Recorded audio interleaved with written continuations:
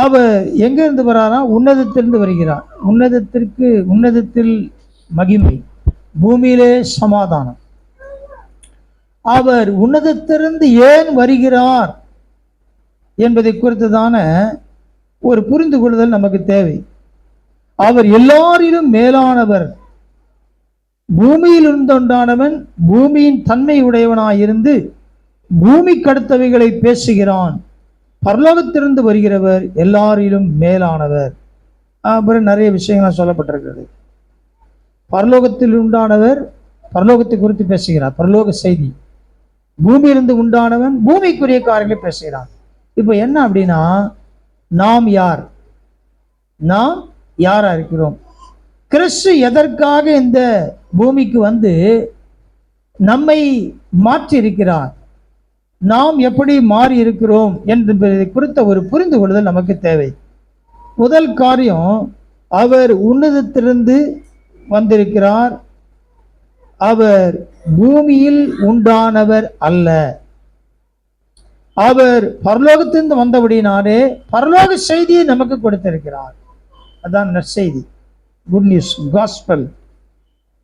அதை அவர் அங்கே சொல்லி இருக்கிறதை நாம் பார்க்கிறோம். யோவான் 1:14. அந்த வார்த்தை மாம்சமாகி கிருபையினாலும் சத்தியத்தினாலும் நிறைந்தவராய் நமக்குள்ளே வாசம் பண்ணினார்.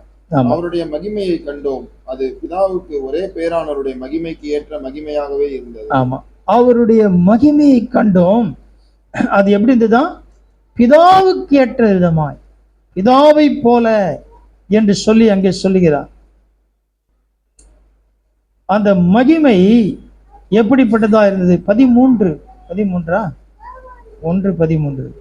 அவர்கள் இரத்தத்தினாலாவது மாம்ச சித்தத்தினாலாவது புருஷனுடைய சித்தத்தினாலாவது பிறவாமல் தேவனாலே பிறந்தவர்கள். ஆமா, இங்கே ஆண்டவராகிய இயேசு கிறிஸ்துவை குறித்து எப்படி பிறந்தார் என்று அப்படின்னா, அவர் இரத்தத்தினாலாவது மாம்ச சித்தத்தினாலாவது புருஷனுடைய சித்தத்தினாலாவது பிறவாமல் தேவனாலே பிறந்தவர்கள்.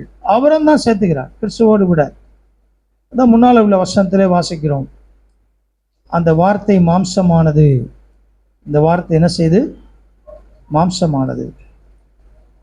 அப்ப கிறிஸ்துவனுடைய பிறப்பு முழுமையும் உன்னதத்தின் பிறப்பா இருக்கிறது. பரிசுத்த ஆவியினால் நிரப்பப்பட்டவராய் பிறந்தார். அதனால்தான் உன்னதத்திலிருந்து வருகிறவர் என்று இந்த 3ஆம் அதிகாரத்திலே நாம் வாசித்தோம். அவர் எப்படிப்பட்டவரா? உன்னதத்தை வருகிறவர். ஏன் அப்படின்னா, அவர் பிறப்பு அப்படிப்பட்டதான் இருந்தது. இதை குறித்து கொச்சைப்படுத்தி தவறெல்லாம் பேசுறாலாம் இருக்கிறாங்க. தேவன் அவர் என்பதின் அடையாளம் அதுதான். தேவனாய் கர்த்தர் என்பதின் அடையாளம் அதுதான். 8ஆம் அதிகாரம் 23ஆம் வசனங்க. இதே யோவான்ல, அவர் அவர்களை நோக்கி, நீங்கள் தாழ்விலிருந்து உண்டானவர்கள், நான் உயர்விலிருந்து உண்டானவன். நீங்கள் இந்த உலகத்திலிருந்து உண்டானவர்கள், நான் இந்த உலகத்திலிருந்து உண்டானவன் அல்ல. ஆமா, இங்கே ஆண்டவராய் இயேசு கிறிஸ்து அவர் சொல்றார், இந்த பரிசேயர் சதுசேயர் தொடர்ந்து என்ன செய்யறாங்கன்னா, அவர்கிட்ட வந்து பேசினேங்கிறான், தொடர்ந்து பேசுறான்.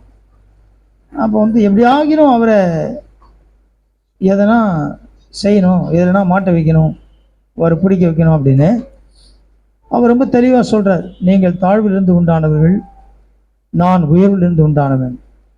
நீங்கள் இந்த உலகத்திலிருந்து உண்டானவர்கள், நான் இந்த உலகத்திலிருந்து உண்டானவன் அல்ல. அப்போ அவர் தேவன் என்பதற்கான ஒரு சாட்சி என்ன அப்படின்னா, அவர் இந்த பூமியிலிருந்து உண்டாகவில்லை, பரிசுத்த ஆவியினால் பிறந்திருக்கிறார் என்று நாம் அதை என்ன செய்ய முடியும்? இங்கே அவர் எழுதுகிறார். எதற்காக இதை அவர் சொல்லுகிறார் அப்படின்னா, அவர் மூலம்தான் ரட்சிப்பு, அவர் மூலம்தான் நமக்கு நித்திய ஜீவன், அவர் மூலம்தான் நாம் இந்த மாம்சத்துக்குரிய உலகத்திலிருந்து, மாம்சத்துக்குரிய வாழ்க்கையிலிருந்து ஆவிக்குரிய வாழ்க்கைக்கு நேரே கடந்து செல்கிறோம். நம்மை ஆவிக்குரியலாய் மாற்றுவதற்காக அவர் உன்னதத்திலிருந்து வந்திருக்கிறார் என்பதை குறித்து அவர் சொல்லுகிறார். ஏன்னா எல்லாரும் பிறக்கும் போது நாமெல்லாம் மாம்சத்துக்குரியவர் தான் பிறந்திருக்கிறோம், மாம்ச பிரகாரம் பிறந்திருக்கிறோம், மாம்சத்துக்குரியலாக பிறந்திருக்கிறோம், மாம்ச உறவில் அடிப்படையில் பிறந்திருக்கிறோம். இப்படி பிறந்திருக்கும் போது, மாம்சத்துக்குரியவளாக இருக்கும்போது நாம் என்ன செய்வோம்? மாம்சத்துக்குரிய தான் பேசுவோன்றார். மாம்சத்துக்குரிய வாழ்க்கை, மாம்சத்துக்குரிய நடக்கை, இதை குறித்து 21ஆம் வசனத்துல சொல்றார். அது 8ஆம் அதிகாரம். இயேசு மறுபடியும் அவர்களை நோக்கி, நான் போகிறேன், நீங்கள் என்னை தேடி உங்கள் பாவங்களிலே சாவீர்கள், நான் போகிற இடத்துக்கு வர உங்களால் கூடாது என்றார். ஆமா, இங்க வேற மாதிரி யோசிக்கிறாங்க. அதை என்ன சொல்றாருன்னா, நான் போகிறேன்றாரு, நீங்கள் என்னை தேடி உங்கள் பாவங்களிலே சாவீர்கள். அப்போ பாவம் என்ன செய்த அப்படின்னா, ஒரு மனிதனை சாக அடிக்கிறது. அதுக்கு தான் இயேசு கிறிஸ்து உலகத்தில் வந்தார். சாக அடிக்கப்படுகிற மக்களை மீட்கும்படியா வந்தார். உன்னதத்திலிருந்து வராவிட்டால் நமக்கு என்ன இல்லை? மீட்பு இல்லை. இந்த புரிந்து கொள்ளுதல் முழு உலகத்துக்கும் அவசியமா இருக்கிறது. இந்த புரிந்து கொள்ளுதல் இருக்குமேயானால் ஒரு மனிதன் மனிதனாக வாழ முடியும். இது ஏன் மனிதனா வாழல அப்படின்னா, இந்த புரிந்து கொள்ளுதல் இல்லை, இந்த பாவத்தை குறித்த புரிந்து கொள்ள இல்லை. அப்போ இந்த பாவம் ஒரு மனிதனை சாக அடிக்கிறது என்று வேதம் இயேசு கிறிஸ்து சொல்றார். இப்போ இந்த சாக அடிக்கிற பாவத்திலிருந்து விடுதலை உண்டாக்குவதற்கு தான் இயேசு கிறிஸ்து வந்தார். உன்னதத்திலிருந்து வந்திருக்கிறார் இல்லையா?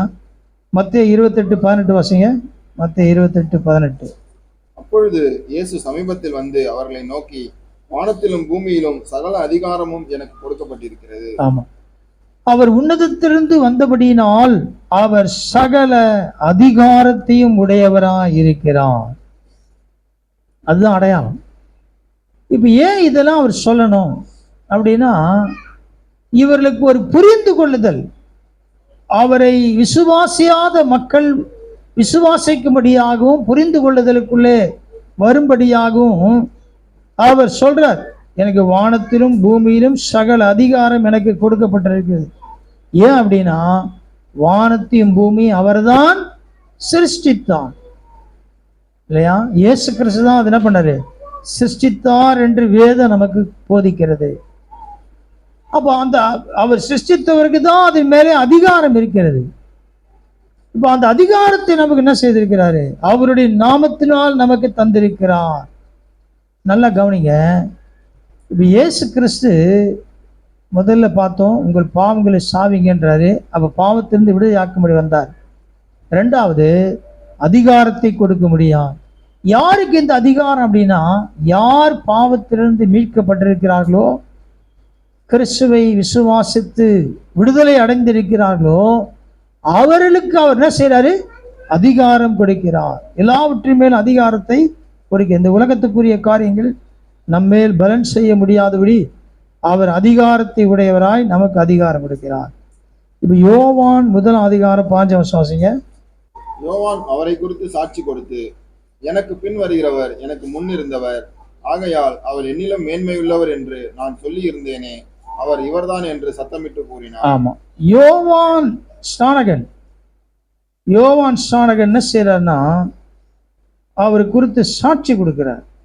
என்ன சாட்சி அப்படின்னா, எனக்கு பின் வருகிறவர் எனக்கு முன் இருந்தவர், ஆகையால் அவர் என்னிலும் மேன்மையுள்ளவர் என்று நான் சொல்லியிருந்தேனே, அவர் இவர்தான் என்று சத்தமிட்டு கூறினார். இயேசு கிறிஸ்துவை குறித்து சாட்சி அங்கே இருக்கிறது. எப்படிப்பட்ட சாட்சி? அவர் மேன்மையுள்ளவர், முன்னிருந்தவர். அந்த முன்னிருந்த எப்போ இருந்தார்னா, அவர் ஆதியிலே இருந்தவர், அவருக்கு துவக்கமும் இல்லை முடிவும் இல்லாதவர். ஒரு காலத்தை நியமிக்க முடியாது. இந்த உலகத்துல தான் நாம அவர் பிறந்தார் இல்லையா, இதுதான் சொல்ல முடியும். கிமு கிபி என்று பிரிக்கப்பட்டிருக்கு. காலம் வரலாறு மாறி இருக்குது, பிரிக்கப்பட்டிருக்கு. அப்போ இந்த பிறந்தது தான் சொல்ல முடியுமே தவிர, அவர் முன்னமே இருந்த காலத்தை யாராகிலும் கண்டுபிடிக்க முடியுமானா? முடியாது. இந்த உலகத்தில் அவர் மாம்சத்தில் பிறந்ததை, இப்போ அவர் மாம்சத்தில் பிறந்ததை விட முன்னிருந்த அந்த மேன்மையை குறித்த புரிந்து கொள்வது நமக்கு தேவை. அதுதான் அவர் சொல்றார். அவர் முன்னால இருந்தாரு, அவர் மேன்மையுள்ளவர் என்று சத்தமிட்டு சொல்லுகிறார். இந்த காலவெளியில் நம்முடைய வாழ்க்கையில நமக்கு அவர் எப்படிப்பட்டவராக இருக்கிறார் இல்லையா? அவர் முன்னால இருந்தவர், அதே நேரத்துல அவர் மேன்மையுள்ளவரா இருக்கிறார். அவர் நமக்கு மேன்மையுள்ளவரா இருக்கிறார். 27ஆம் வசனம் அதிலே, அவர் எனக்கு பின் வந்தும் என்னிலும் மேன்மையுள்ளவர், அவருடைய பாதரட்சையின் வாரை அவிழ்ப்பதற்கும் நான் பாத்திரன் அல்ல என்றான். ஆமா, அவர் எப்படி மேன்மையுள்ளவர்? அவர் தன்னை தாழ்த்தி சொல்றார், அவர் மேன்மையுள்ளவர், அவருடைய பாதரட்சியின் வாரை அவிழ்ப்பதற்கும் நான் பாத்திரன் அல்ல என்றார். இப்ப யோவான் ஸ்நானனை குறித்து சொல்லும்பொழுது ஒரு எலியாவை போல சொல்லப்பட்டிருக்கிறது. வர வேண்டிய எலியா இவர்தான் அப்படின்ட்டு சொல்லிட்டாங்க. ஆனா அவரே சொல்றாரு, அவருடைய பாதரட்சியின் வாரை அவிழ்ப்பதற்கு நான் பாத்திரன் இல்லை. அப்படின்னா நாம் என்ன சொல்ல முடியும்? நாம் என்ன சொல்லலாம்? நம்மை குறித்து சொல்லனா இல்லை, நான் என்ன நினைக்கிறேன் அப்படின்னா, நம்மை மேன்மையாய் வைத்திருக்கிறார், அவருடைய பிள்ளை என்று அதிகாரத்தை வைத்திருக்கிறார் இல்லையா? இவர் இப்படி சொல்லலாம், யாரு? யோவான் ஸ்நானன் அப்படி சொல்லலாம். ஏன்னா அந்த இடத்துக்கு வரல. ஆனால் கிறிஸ்துவின் இரத்தத்தினாலே மீட்கப்பட்ட நம்மை ஆண்டவராக இயேசு கிறிஸ்து அவருடைய பிள்ளைகளா என்ன செய்திருக்கிறாரு? வைத்திருக்கிறார். ரோமர் 9:5 வாசிங்க. ரோமர் 9ஆம் அதிகாரம் 5ஆம் வசனம். பிதாக்கள் அவர்களுடையவர்களே, மாம்சத்தின்படி கிறிஸ்துவும் அவர்களில் பிறந்தாரே, இவர் என்றென்றைக்கும் ஸ்தோத்தரிக்கப்பட்ட சர்வத்திற்கும் மேலான தேவன். ஆமென். இவர் என்றென்றைக்கும் ஸ்தோத்தரிக்கப்பட்ட சர்வத்திற்கும் மேலான தேவன். யாரை குறித்து சொல்லப்பட்டிருக்கிறது? ஆண்டவராக இயேசு கிறிஸ்துவை குறித்து சொல்லப்பட்டிருக்கு. அவர் எப்படிப்பட்டவர் என்று சொல்லப்பட்டிருக்கிறது? அவர் என்றென்றைக்கும் ஸ்தோத்தரிக்கப்பட்ட சர்வத்திற்கும் மேலானவர். நாம் பார்க்கிற இந்த வானம் பூமி எல்லாவற்றிற்கும் மேலானவராக இருக்கிறார். ஆண்டவராக இயேசு கிறிஸ்துவை குறித்து சொல்லப்பட்ட ஒவ்வொரு வார்த்தையும் அவரை குறித்து, அவர் எப்படிப்பட்டவர் என்று சொல்லப்படும் பொழுது, அவர் மேன்மையானவராய், மேலானவராய், உயர்ந்தவராய் இருக்கிறார். ஏன் அப்படின்னா, நான் ஆராதிக்கிற தேவனாய் கர்த்தரை குறித்து புரிந்து கொள்ளுதல் எனக்கு தேவை. என்னை மீட்டு கொண்டவரை குறித்த புரிந்து கொள்ள நமக்கு தேவை. எவ்வளவு மேன்மையுள்ளவரா இருக்கிறார், சர்வ வல்லமை உள்ளவரா இருக்கிறார், மேலானவரா இருக்கிறார், சகல அதிகாரத்தை உடையவரா இருக்கிறார் என்ற புரிந்து கொள்ளுதல் இருக்குமே. ஆனால் நாம சாதாரணவர்களாய் வாழ முடியாது. சாதாரணமான மக்களாய் நம்மை பார்க்க முடியாது. சாதாரணமான நிலையிலே நம்மை வைக்க முடியாது. நம்மை குறித்து தேவன் வைத்திருக்கிற உயர்ந்த நோக்கத்தை படி நாம் என்ன செய்வோம்? கட்டாயம் வாழ்வோம். அப்போ புரிஞ்சுக்குவோம், ஓ நம்ம ஏன் இந்த மாதிரி இருக்கிறோம், ஏன் இந்த உலகத்தில் இருக்கிற எல்லா காரியத்தோடு போராடி கொண்டிருக்கிறோம், ஏன் நமக்கு பிரச்சனைகள், ஏன் இந்த நெருக்கம், இதெல்லாம் ஏன் இருக்குது? இதுதான் வாழ்க்கை அப்படின்னா இல்லை. மேலான காரியத்தை வைத்திருக்கிறார், அதிகாரத்தை வைத்திருக்கிறார், உன்னதமான வாழ்க்கையை நமக்கு வைத்திருக்கிறார். அப்படிதான் வாழணும்னு தேவன் விரும்புகிறார். எந்த ராஜாவும் அவருடைய பிள்ளைகள் துக்கமாய் பரிதாபமாய் தெருவில் தெரிஞ்சின்னு அலைஞ்சின்னு பரிதாபமாக இருக்கிறது எந்த ராஜாவும் என்ன செய்ய மாட்டார்? விரும்ப மாட்டார். அப்போ ராஜாதி ராஜா அவர் தான். அவருடைய பிள்ளைகளாய் நாம் இருக்கும்பொழுது இந்த உலகத்தில் அதிகாரத்தை உடையவர்களாய், இந்த உலகத்தில் மேன்மை உள்ளவர்களாய், இந்த உலகத்தில் தேவனுடைய பிள்ளை என்ற ஒரு உயர்ந்த நிலையிலே இருக்கும்படி தேவனாய் கர்த்தர் என்ன செய்திருக்கிறார்? நம்மை தெரிந்து கொண்டிருக்கிறார். 1 கொரிந்தியர் 15ஆம் அதிகாரம் 47ஆம் வசனம். முந்தின மனுஷன் பூமியிலிருந்து உண்டான மண்ணானவன், இரண்டாம் மனுஷன் வானத்திலிருந்து வந்த கர்த்தர். ஆமா, இதை ஏன் இங்க சொல்றாரு பவுல் அப்படின்னா, இந்த முந்தின மனுஷன் யார் அப்படின்னா ஆதாம் தான் சொல்றார். மனுஷனாகிய ஆதாம். பிந்தினவர் யார் அப்படின்னா இயேசு கிறிஸ்து. இப்போ இயேசு கிறிஸ்துவுக்கு முன்னால உள்ள எல்லாருடைய, இந்த உலகத்தில் வாழ்ந்த எல்லாருடைய வாழ்க்கை வேற.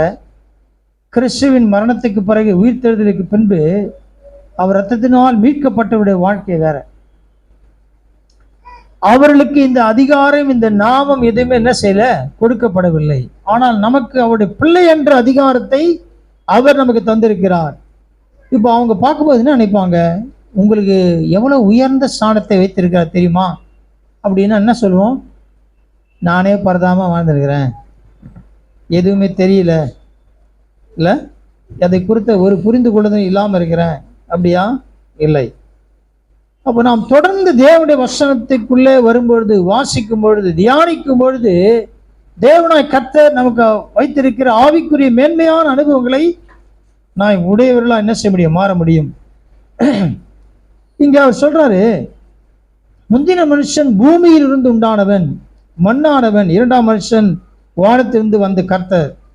அப்ப நம்முடைய வாழ்க்கை என்பது இந்த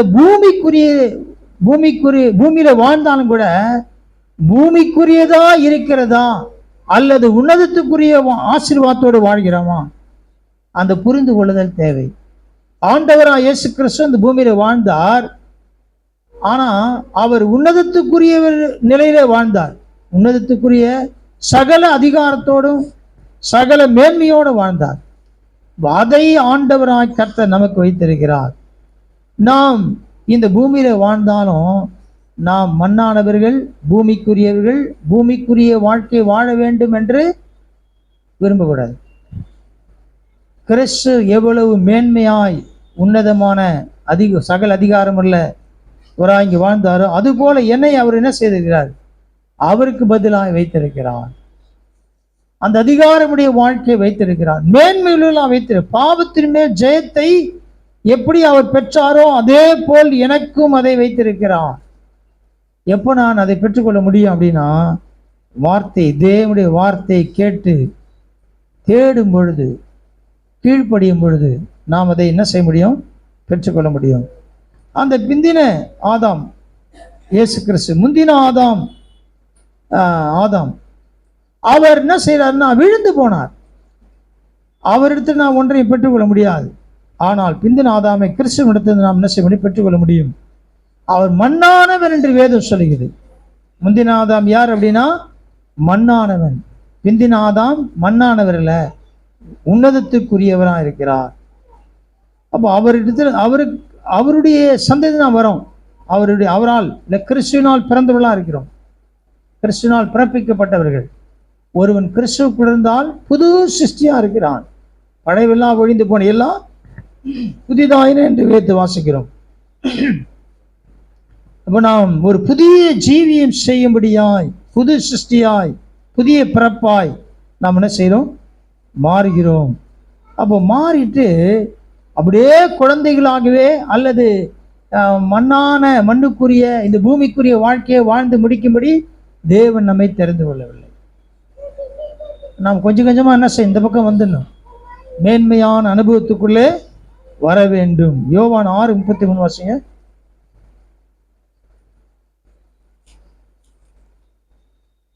வானத்திலிருந்து இறங்கி உலகத்துக்கு ஜீவனை கொடுக்கிற அப்பமே தேவன் அருளிய அப்பம் என்றார்.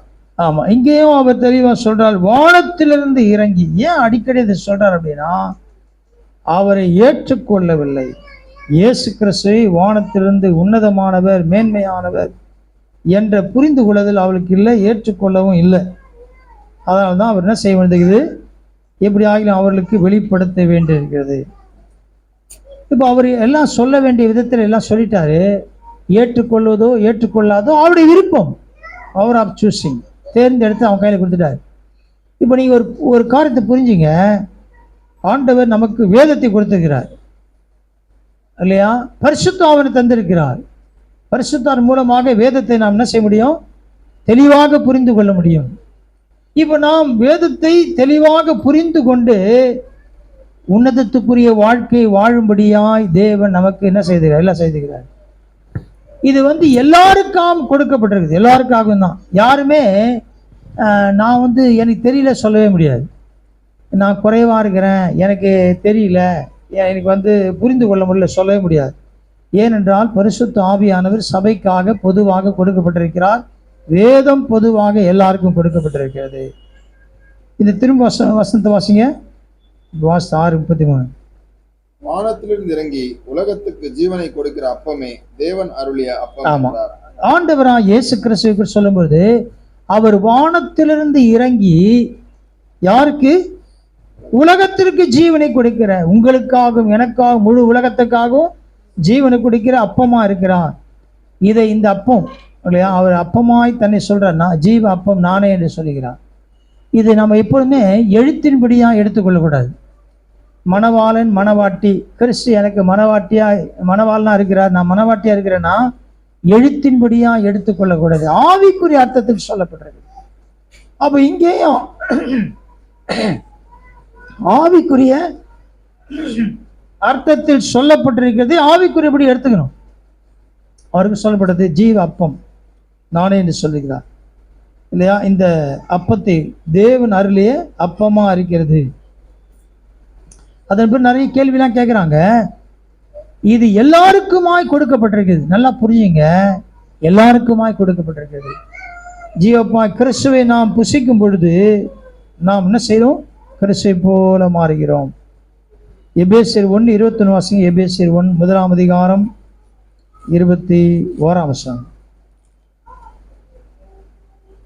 அவரை உன்னதங்களில் தம்முடைய வலது பாரிசத்தில் உட்காரும்படி செய்து.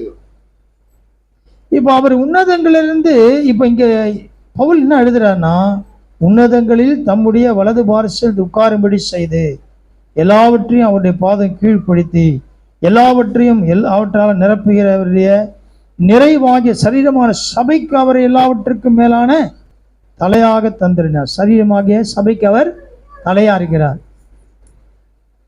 இங்க அவர் உன்னதங்களில் தம்முடைய வலது பாரிசத்தில் உட்கார்ந்து செய்தார். ஏன் செய்தார் அப்படின்னா, அவர் உன்னதங்களிலிருந்து வந்தார், திரும்ப உன்னதங்களிலே அவர் கடந்து சென்றார். அப்போ நம்முடைய வாழ்க்கையானது இந்த உலகத்தில் உன்னதத்தின் வாழ்க்கையை நாம் வாழும் பொழுது நாம் எங்க போவோம்? உன்னதத்துக்கு போவோம். அப்போ உன்னதங்களில் வாழ வேண்டுமேயானால் இந்த உலகத்தில் வாழும் பொழுது உன்னதத்தில் வாழ்கிற அனுபவத்தை உடையலாம் மாறணும். அந்த அனுபவம் யார்கிட்ட இருந்து கற்றுக்கொள்ள முடியும் அப்படின்னா, கிறிஸ்துவிடத்திலிருந்து கற்றுக்கொள்ள முடியும். அந்த அனுபவத்தை கிறிஸ்துவத்தை எப்படி கற்றுக்கொள்ள முடியும்? வேத வசனத்து மூலம் கற்றுக்கொள்ள முடியும். வேத வசனத்தை எப்படி புரிந்து கொள்ள முடியும்? பரிசுத்த ஆவியின் மூலமாய் புரிந்து கொள்ள முடியும். இது யாருக்கும் மறைக்கப்பட்டது இல்லை, இது யாருக்கும் மறைக்கப்பட்டதில்லை. எனக்கு படிப்பு அறிவு இல்லை அப்படின்னு யாருமே சொல்லவே முடியாது. ஏன் அப்படின்னா, இது உலக படிப்போடு கூட தொடர்புடையது இல்லை. பரிசுத்த ஆவியானவர் உலக படிப்போடு கூட தொடர்புடையவரா இல்லை. பேதைகளை என்ன செய்யலாம்? ஞானிகளாக்குகிறார். படிப்பறிவே இல்லாத ஒருத்தர், டபுள் டிகிரி படித்தவருக்கு, 3ஆம் கிளாஸ் படித்தவர், டபுள் டிகிரி படித்தவர் இங்கிலீஷ், அவருக்கு இவர் தமிழில் மொழிபெயர்க்கிறார், அவர் திணறார். அப்படின்னா எப்படி இருக்கும்? இதுதான் ஆண்டவர் செய்யுது. நம்ம சொல்லவே முடியாது, வேதத்தை என்னால் புரிஞ்சு கொள்ள முடியல. பரிசுத்த ஆவியானவர் உங்களுடைய தேவைக்கு அவர் செய்கிறார். நாம் பெரிய ஸ்காலராக இருக்கணும் அவசியம் கிடையாது. இந்த நாளுக்குரிய வழி நடத்துதல், இந்த நாளுக்குரிய ஒரு ஆலோசனைக்கு தேவையான காரியங்களை அவர் என்ன செய்ய நமக்கு கொடுக்கிறார். நான் எப்படி நடக்கணும், இந்த நாள் என்னுடைய வாழ்க்கை எப்படி இருக்கணுன்றதுக்கான ஆலோசனை தேவன் என்ன செய்கிறாரு? கொடுக்கிறார். அவர் நல்லா கவனிங்க, அவர் உன்னதங்களிலே தம்முடைய வலது பாரிசத்தில் உட்கார்ந்து செய்தார், எல்லாவற்றையும் கீழ்ப்படுத்தினார், சபைக்கு அவரை தலையாக தந்திருக்கிறார். கிறிஸ்து தலையா இருக்கிறார். இப்போ கிறிஸ்து தலையா இருக்கிறார்னா அவர் நம்மை நடத்தும்படி தலையா இருக்கிறார். தலை என்று சொல்லும்போது அதிகாரத்தை குறிக்கிறது. அவர் நம்மை நடத்தும்படி இருக்கிற தலையா இருக்கிறார். நீங்க விரும்பினா அவரை நடத்தும்படி ஒப்பு கொடுக்கலாம், வேணான்னா விட்டுடலாம், உங்க விருப்பம் தான். ஒரு குடும்பத்தில் தகப்பனுக்கு கீழ்ப்படிந்து வாடுகிற பிள்ளைங்களாம் இருக்கிறாங்க. ஒருத்தர் ஒரு கதை இது, ஒருத்தர் கேட்குறார், உங்களுக்கு எத்தனை பிள்ளைங்க இருக்கிறாங்க? அவர் சொல்கிறா, இத்தனை பிள்ளைங்க இருக்கிறாங்க. அதோ இருக்கிறானே அந்த பையன் என் பையன்தான். அந்த பையன் என்ன, அந்த பையன் உங்கள் வீட்டு வாழையில் போய் கொல்லி வைக்கிறானே, நெருப்பு வைக்கிறானே, மற்றவங்களாம் அங்கங்கே போய் வைக்கிறானுங்க, இவன் மட்டும் தான் நல்ல பையன் எங்கள் வீட்டையே வச்சுருக்கிறான்ற. அப்போனா எப்படி இருக்கும் வீடு? அப்படி தான் இருக்கும். அவ ஒரு தகப்பனுக்கு கீழ்ப்படிந்து நடக்கும்போதும் அது என்ன செய்யும்? எல்லா ஒழுக்கமும் இருக்கும். இல்லை அப்படின்னா வேற மாதிரி இருக்கும். அப்போ நாம் தலையாகிய கிறிஸ்துவுக்கு கீழ்ப்படியவன்னு நினைக்கணும். சில நேரம் என்ன நினச்சிக்கிறான்னா பாஸ்டுக்கு கீழ்ப்படி நினைக்கிறான், பாஸ்டுக்கு பயப்படணும், அவர் சொல்றது இல்லை இல்லை. தலையாகிய கிறிஸ்து சபைக்கு அவர் தான் தலையா இருக்கிறன்னா அவருக்கு கீழ்ப்படிந்தீங்கன்னா எல்லா ஒழுக்கமும் வந்துடும். எல்லா விதமான ஆவிக்குரிய உன்னத அந்த நிலைமைக்கு நீங்க போக முடியும். தேவனுக்கு பயப்படுறோமோ இல்லையோ, ஆனா யாருக்கு பயப்படுவோம்? மனுஷனுக்கு பயப்படுவோம். என்ன சொல்ல போறாரு? இல்ல, மனுஷங்கிட்ட எது வேணாலும் பேசலாம், ஆண்டர்கிட்ட பேச முடியுமா? பேச முடியாது. அதனால என்ன செய்ய வேண்டியதாகுதுன்னா பாஸ்டர் தலையா வச்சுக்கலாம். ஆனா வேதம் சொல்லுது சபைக்கு யார் தலையா இருக்கிறாரு? கிறிஸ்து தான் தலையா இருக்கிறார். ஏன்னா அவர்கிட்ட நம்ம எதுவும் பேச முடியாதுல்ல. பேச முடியுமா? ஏடா விடுமா? ஆமா, நம்ம என்கிட்ட பேசதான் பேசலாம். நீங்க எப்பொழுது கிறிஸ்து சபைக்கு தலையா இருக்கிறார் என்று ஏற்றுக்கொண்டீங்களோ அப்பதான் உங்க வாழ்க்கை உன்னதத்துக்குரியதா மாறும், மேன்மையுள்ளதாய் மாறும். ஒரு வருஷம் வாசிக்கலாம் கடைசியா, பிலிப்பியர் 2:9.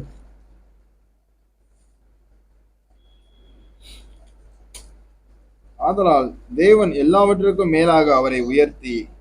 ஆமா, ஆதலால் தேவன் எல்லாவற்றுக்கும் மேலாக அவரை உயர்த்தி.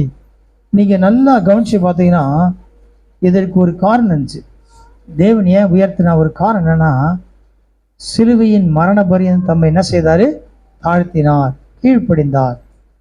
தேவன் உங்களை உயர்த்த வேண்டுமேயானால் நீங்க சரீர பிரகாரமான முயற்சிக்கு அலையாதீங்க.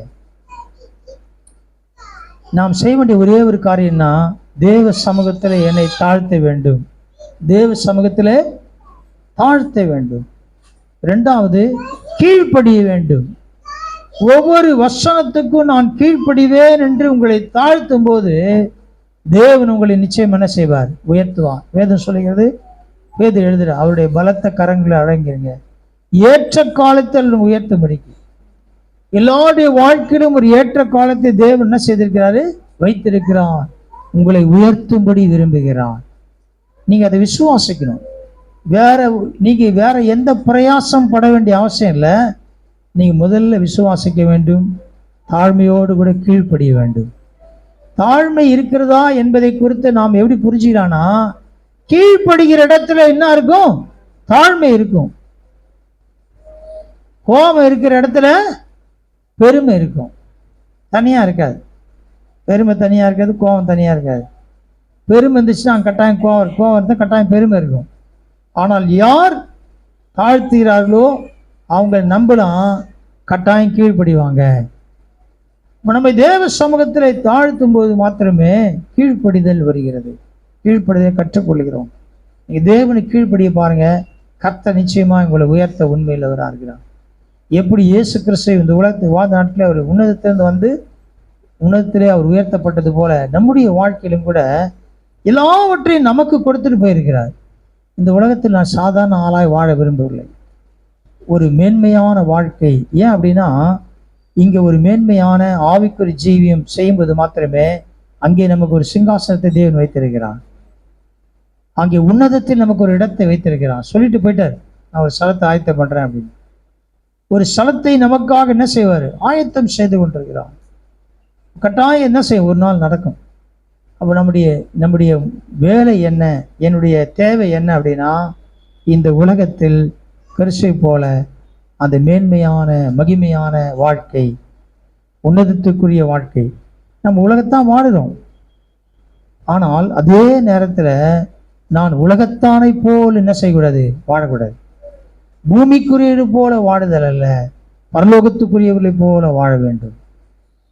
இப்போ நீங்க இந்த இந்தியாவில் வாழணும் அப்படின்னா இந்தியாவில் எல்லா சட்டத்திட்டத்துக்கும் கீழ்ப்படியணும். இந்திய சட்டத்திட்டத்துக்கு கீழ்ப்படினா அவங்க பிடிச்சின்னு போய் ஜெயிலில் போட்டுருவாங்க. ஒரு இந்திய பிரஜை அப்படின்னா எல்லாம் யாராக இருந்தாலும் சரி, வெளியேருந்து ஒரு நாட்டிலேருந்து வெளிநாட்டிலேருந்து ஒருத்தர் வராங்கன்னா இந்த இந்திய அரசியல் சட்டம் அரசாங்க சட்டத்துக்கெல்லாம் கீழ்ப்படி தான் இங்கே இருக்க முடியும். இல்லைன்னா ஒரே நாளில் என்ன பண்ணுவாங்க? பேக் பண்ணி ஃப்ளைட் ஏற்றி அனுப்பிச்சி விட்டுருவாங்க, நீ ஒழுங்கு இல்லை அப்படின்வாங்க. அப்போ அதே போல் பரலோகத்தினுடைய சட்டத்திட்டத்துக்கு நான் கீழ்ப்படியும் போது ஒரு நாள் அங்கே என்ன செய்ய முடியும்? போக முடியும். இப்போ கிறிஸ்து எப்படி மேன்மையாய் உன்னதமானவராய் இந்த உலகத்தில் பிறந்தார், பிறந்து வாழ்ந்து அவருடைய எல்லா காரியங்களும் நமக்கு விட்டு சென்றிருக்கிறார். நாம் அப்படி வாழும்படியா அப்படி வாழ்வோம். கர்த்தருடைய வாழ்க்கையில பெரிய காரியம் செய்வோம். ஜெபிப்போம். நன்றியோடு நாங்கள் உம்மை ஸ்துதிக்கிறோம் ஆண்டவரே. இந்த காலை வேளையில நாங்கள் உம்முடைய வார்த்தையை தியானிக்க உதவி செய்தீங்க ஆண்டவரே. ஆண்டவரே, நீங்க உன்னதமானவராய் மேன்மையுள்ளவராய் இருந்தீங்க ஆண்டவரே. அதுபோல எங்களுக்கு ஒரு வாழ்க்கையை தந்திருக்கிறீங்க ஆண்டவரே. எல்லாவற்றுக்கும் மேலாய் சபைக்கு தலையாய் நீங்க உயர்த்தப்பட்டிருக்கிறீங்க ஆண்டவரே. நாங்கள் உங்களை பார்த்து தலையாகிய கிறிஸ்துவை பார்த்து அந்த மேன்மையுள்ள வாழ்க்கையை வாழ உதவி செய்யும்படியா ஜெபிக்கிறோம். உன்னதத்துக்குரிய வாழ்க்கையை வாழ உதவி செய்யும்படியா ஜெபிக்கிறோம். எங்களை அர்ப்பணிக்கிறோம். எங்களை ஆஸ்வதிங்க ஆண்டது பிரயாசங்களை வாங்கி ஆஸ்வதி நாமத்தை மயம்படுத்தும். ஒருவனு கரை இருக்கட்டும் ஆண்டவரே, பலப்படுத்தி அனுப்பும். எல்லா துதியும் செலுத்துகிறோம் இயேசு கிறிஸ்துவின் வல்லமையுள்ள மாறாத நாம் ஜெபிக்கிற பிதாவே, ஆமென்.